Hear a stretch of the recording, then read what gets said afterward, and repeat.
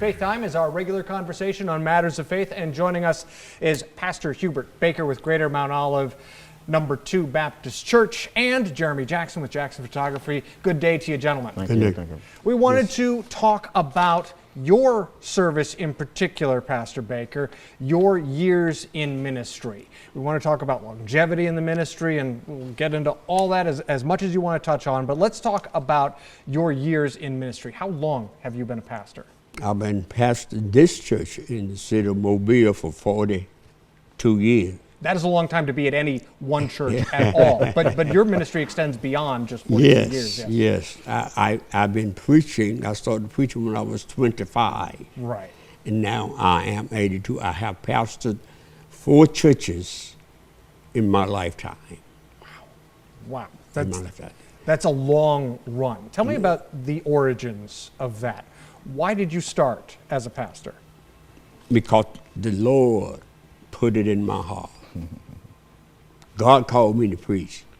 And nobody else called me. It was the Lord that called me to preach. And I realized that, and I understand that as a young man, 25 years old. And man, when I accept my calling, when I accept my calling, I was a new person in Christ Jesus. You know, I was talking with another pastor that retired a few years ago in Mobile, and he brought up the point that not everybody who starts as a pastor retires as a pastor. Right. How have you made it this long? By the help of the Lord. That's it's God's help. By the help, nobody's but the help of the Lord. Let's talk about the early years in ministry. Tell me about the challenges getting started. How did you find your footing in this profession, this career? Because, I mean, even though it is ministering, it is about saving souls, it is also a job that you have to do. Yes. How did you really get your feet wet and figure out your style and the way to do things? As I said, the Lord called me when I was 25. Yeah. And the Lord blessed me to be a pretty good singer. I could sing.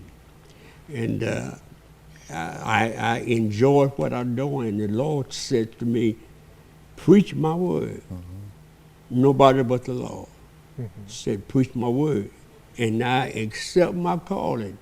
And when I accept my calling, I was a changed man. Jeremy, let me throw it to you. You've been a member of his church, or you've been a part of his congregation. Part of the church. Tell me about his style. How would you describe Pastor Baker? Oh, Pastor Baker. He's right there. So. Oh, yeah, definitely. If you don't know, Pastor Baker and the believers here in Mobile, Alabama, one thing they do, they serve God. Pastor Baker is one of a man of God that don't mind preaching and singing. But I believe before singing anything, he preached God's words. That's what he do. He stand on it. I remember the first time I ever heard him sing, he sung a song called "Soon I Will Be Done with the Trouble of This World." And that's something that he don't mind standing and proclaiming the gospel. And like we talked about earlier, about winning souls. And that's the main thing, winning souls. So Pastor Baker, you've worked in ministry, roughly 60 some odd years. Yes. Tell me about what you think you've learned in that time. Be true to myself and God. What does that mean to you? I know people say that, but how do you define being true to yourself and being true to God? Doing what the Lord says. Yeah. Do what he says.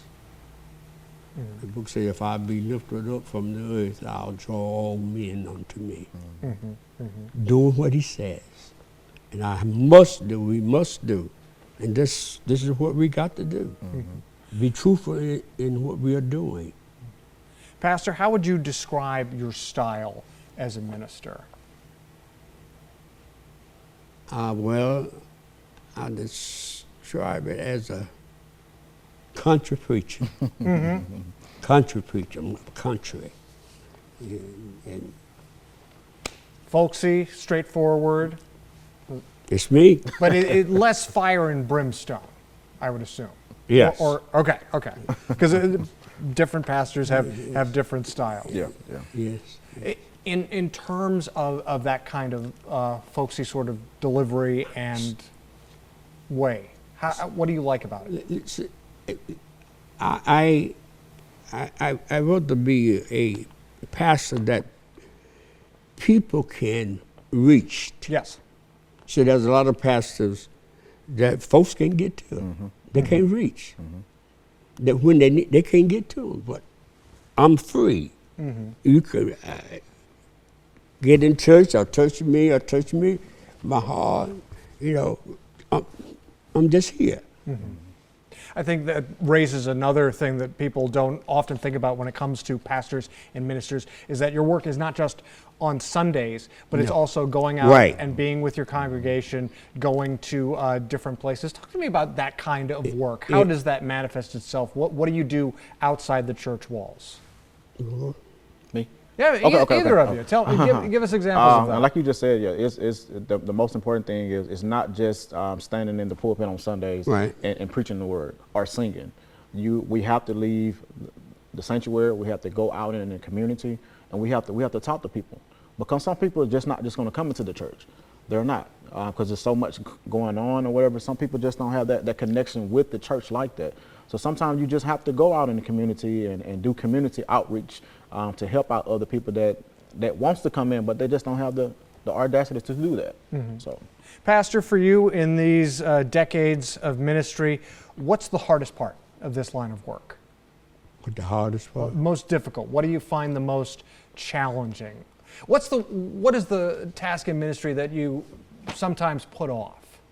Put off? Is there a procrastination aspect to any sort of ministry for you? Well, no, don't put off the ministry. You know, we face whatever come our way. Yeah. We have to face it. And we face it not by ourselves. We face it with God on our side. So we got to have God in everything. that's right. Yeah. That's right. In everything that we do, we got to have God in it. What's been the easiest part of this work? What comes the most naturally to you? It's not easy. Yeah. It's not easy. As I said, I'm 82 years old. It's not easy. It's a struggle. Yeah. You said you started down this path at 25. 25. Was there another career path that you were on that God called you away from? No. Really? You were always... I always have been, my father and mother have always been in church, and I started singing when I was 9 years old. I sung my first song when I was 9 years old. I can remember that. Even can remember the name of the song. Yes, I'm going to walk this milky white way. My. What advice do you have for people that are thinking about going into the ministry? It's something good to go into. It's something good, because all of us, one of these days, we got to stand before the judgment bar. That's right. That's right. How does somebody know that they're being called to this? How do you know that God is pointing you in this direction? Are there signs? Do you hear something? It's different with each individual. I knew that God called me. God, I seen it. He revealed it to me. I dreamed about it. You know, dream about it. I dreamed about it. I'm preaching. I can see myself preaching. And that was the calling of God. When I gave into that, this is when God opens the doors. Jeremy, I'll throw this to you. Why do you think it's important to have a guy like Pastor Baker in the same church for 4 decades? Oh, wow. It means a lot. It means a lot. On the end that he's at, it's right down MLK in that area. It means a lot because we need more pastors like Pastor Baker, Pastor Jonathan Yates, Pastor Clyde May, all those pastors, Pastor Lamar Brady, all these pastors that we have in that community that don't mind standing every Sunday, Chad, every Sunday and proclaiming the God gospel, nothing but the good gospel. But the word. And the word. You're obviously at this age a mentor to others. Who were the mentors to you coming up in ministry, Pastor Baker?